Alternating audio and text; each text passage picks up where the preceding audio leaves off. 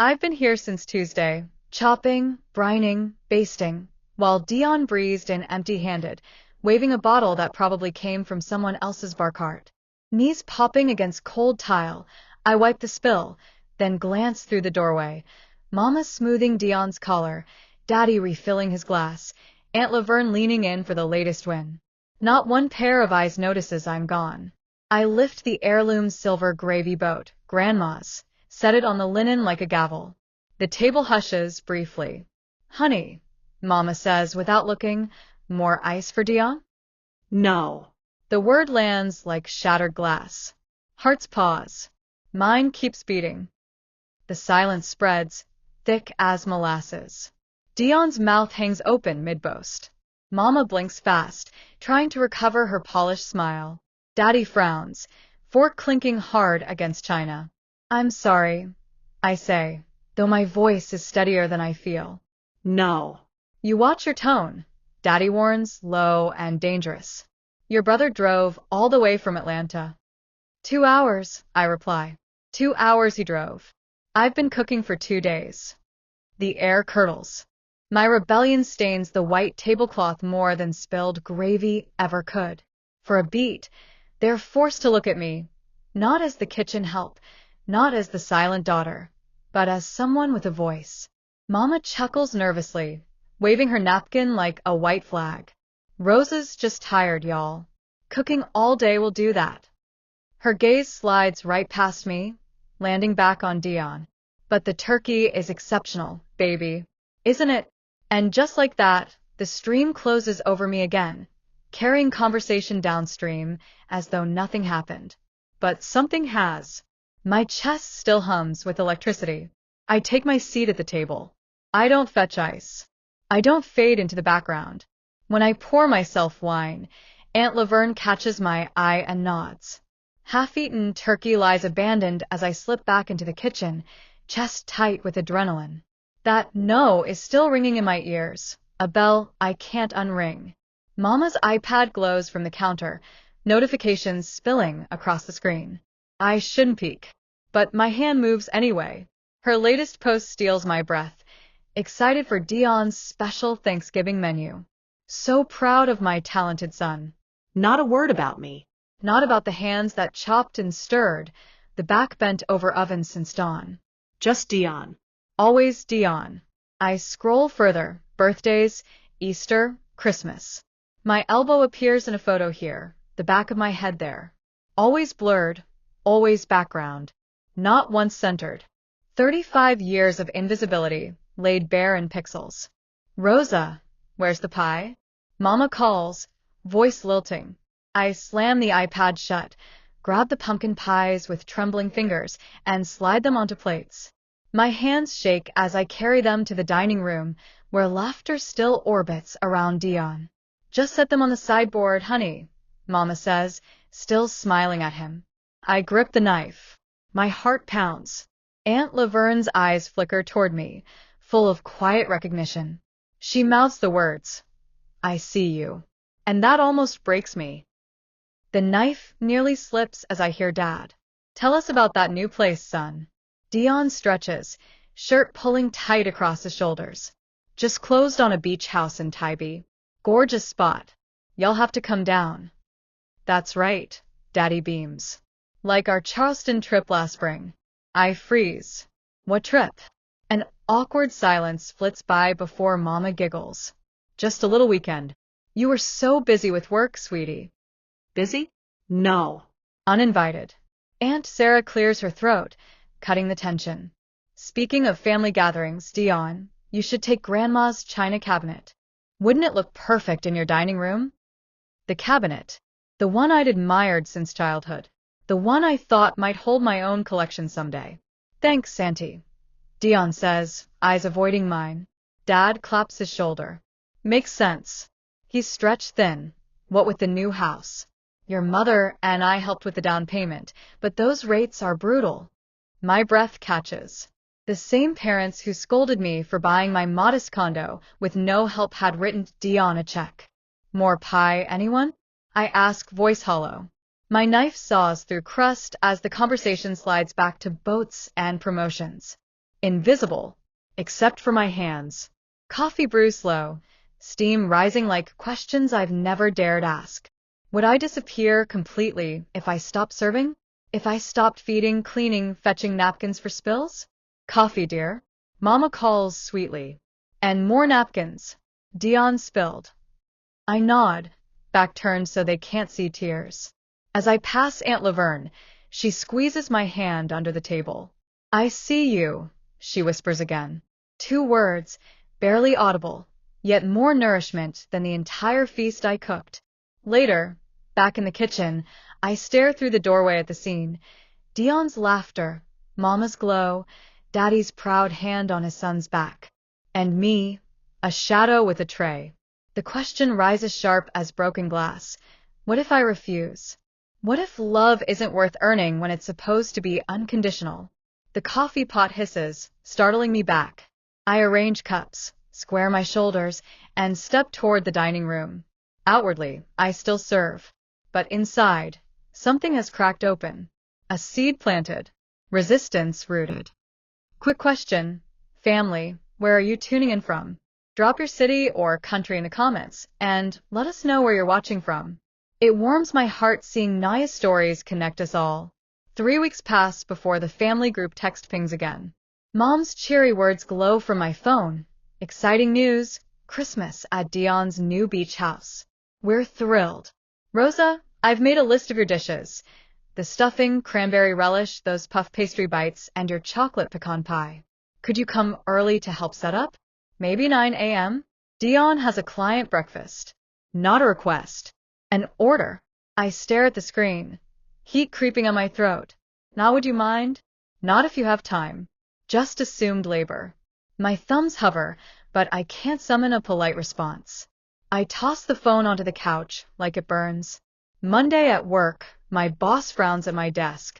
Rosa, the Henderson pitch was due Friday. Client meetings tomorrow. This isn't like you. He's right. The always reliable me is slipping. Nights blur with heartburn, insomnia, and a mind spinning with obligations I never chose. At 3 a.m., I scribble in a notebook. Things I want. The page stays blank. My whole life has been framed around what everyone else wanted. By morning, I know one thing. This Christmas can't be more of the same. Thursday afternoon, Jessica from accounting leans against my cubicle. Holiday get-together Saturday night. No family drama allowed. Just food, friends, karaoke. You in? I can't.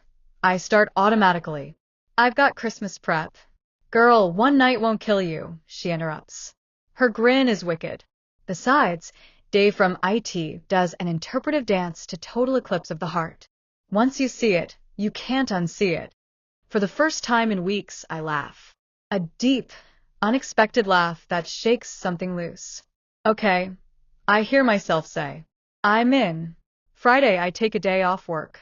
For once, I don't run errands for the family. I stay home cooking recipes I actually want to try.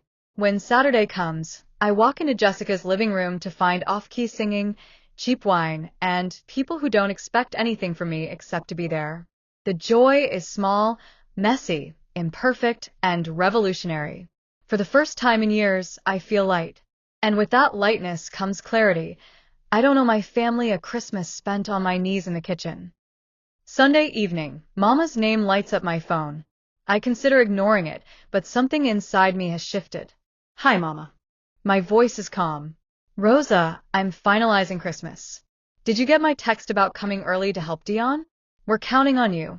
I grip the phone tight. The script unfolds. Dion's needs elevated, mine dismissed.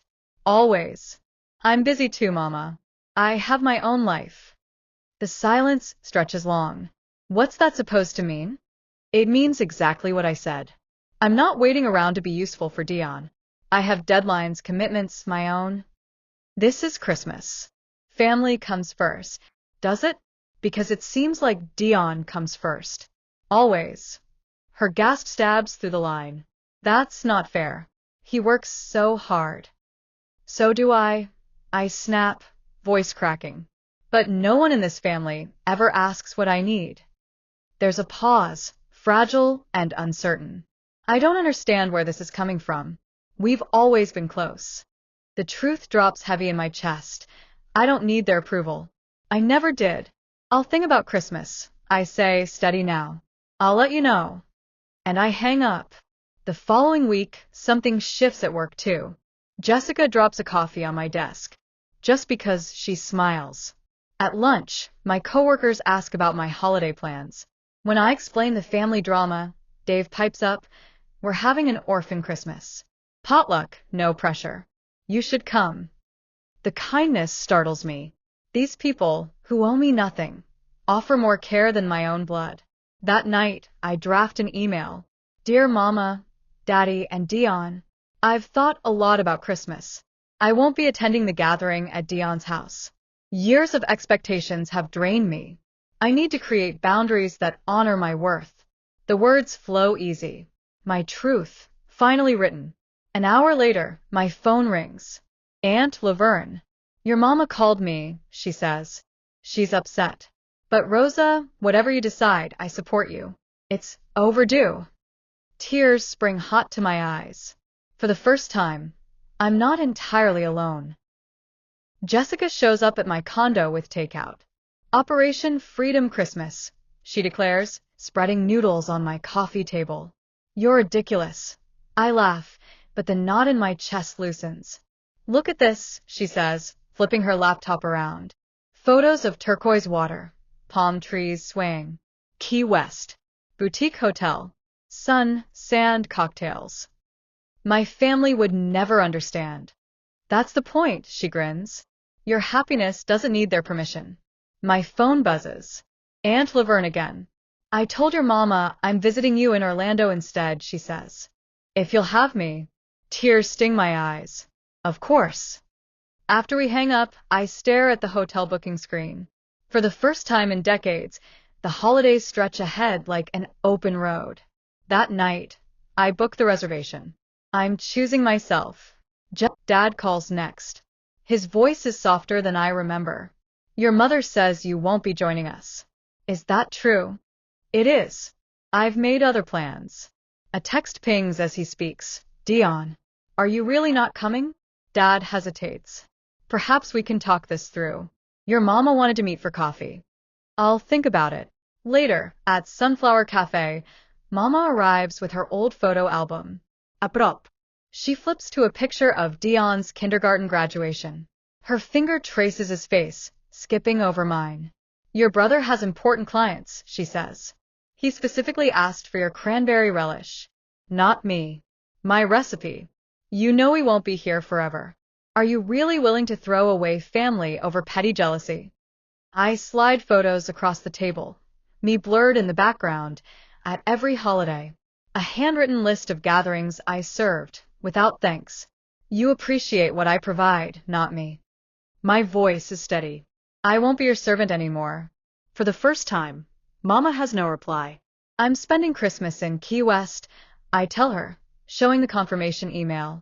Her face strains. "You've already booked it?" Yes. "Jessica, and I leave Christmas Eve." "What about Dion's dinner?" "He's got 2 working hands. And a kitchen. He doesn't know how to cook a turkey." "YouTube exists," I shrug. That's how I learned alone. Holiday music floats above us, absurdly cheerful. Mama grips her mug so tight her knuckles whiten. "When you're ready to have a daughter instead of a servant, I'll be here," I tell her. "I've always been here. You just had to see me." I pay the bill before she can. For once, no strings attached. Watching her sit in her car afterward, staring blankly at the wheel, I realize the spell is broken. That evening, Jessica helps me pack. Aunt Laverne texts updates like gossip. "Adrian asked if the turkey comes with instructions. Your mama told him to order catering. Your daddy insists on homemade." I feel strangely light. Not from cruelty, but from knowing my absence leaves a gap. Proof that my work had weight, even if they never admitted it. The family group chat falls silent. Stunned. Jessica pours wine. "Here's to a Christmas on your own terms." I clink my glass. To freedom. Christmas morning, the Key West sun warms my skin. Laughter ripples around me as Jessica snaps photos of our ragtag beach crew. Get in here, Rosa, she calls. I slide into frame, smile wide, posture easy. The photo captures something rare. Me relaxed, not rushing, not apologizing for existing. That night, we eat seafood on Duval Street. When the waiter asks who's choosing, my friends all point to me. The grouper. I decide, without hesitation. Jessica raises her plastic cup. To Rosa, who taught us how to reclaim holidays. I sip, the salt air sweet on my tongue. For once, the season feels like mine. A year later, Thanksgiving hums in my Orlando condo. Garlic and rosemary drift from the oven. Jessica sets the table, Theo mashes potatoes, Aunt Laverne brings sweet potato pie. My plates don't match. The centerpiece is driftwood from Key West, but joy spills everywhere. Need any help? Jessica calls. Actually, I'm good. The words roll off my tongue easily now. At the table, laughter swells. We clink glasses. We eat together. No one left serving in the kitchen. It feels like church, sacred and full. Later, Aunt Laverne leans close. Your daddy called. Asked if you were hosting Thanksgiving. I don't flinch. How are they? Managing. Your mama overcooked everything. Dion burned the stuffing. She grins. We laugh, no bitterness, just release. That night, I hang a photo on my wall. Our Thanksgiving table, my face centered, glowing. Proof of a life chosen. 2 weeks later, my phone buzzes. Daddy. Rosa, he says, voice slow with age. Your mama, and I wondered if we might visit for Christmas. I look at the photo on the wall, the proof of my freedom. I'd like that, I say, steady. But things will be different. We'll cook together. And I've already planned a Christmas Eve with friends. That won't change. Silence stretches. Then, quietly, I think we can manage that. For the first time in years, I don't feel dread at the thought of family. Only curiosity. Can patterns shift? Can old bones bend without breaking? I don't know. But I know this. Whatever happens, I won't lose myself again. As December lights twinkle through my condo windows, I adjust the photo on the wall until it hangs perfectly level. Laughter echoes in my memory, warm and unforced. This is my life now, chosen, not assigned. And if my parents want a place in it, they'll have to accept that. All my life, I thought love was something earned through service, silence, and sacrifice. But love that must be earned is not love at all. This Christmas, I finally understand. My worth was never in the dishes I cooked or the tables I set. It was in my presence, my voice, my choice. And that's something they can no longer erase. Stories of betrayal and redemption remind us we're never alone in our struggles. If you want more tales of survival, revenge, and strength, click subscribe and join Naya Stories for the next one.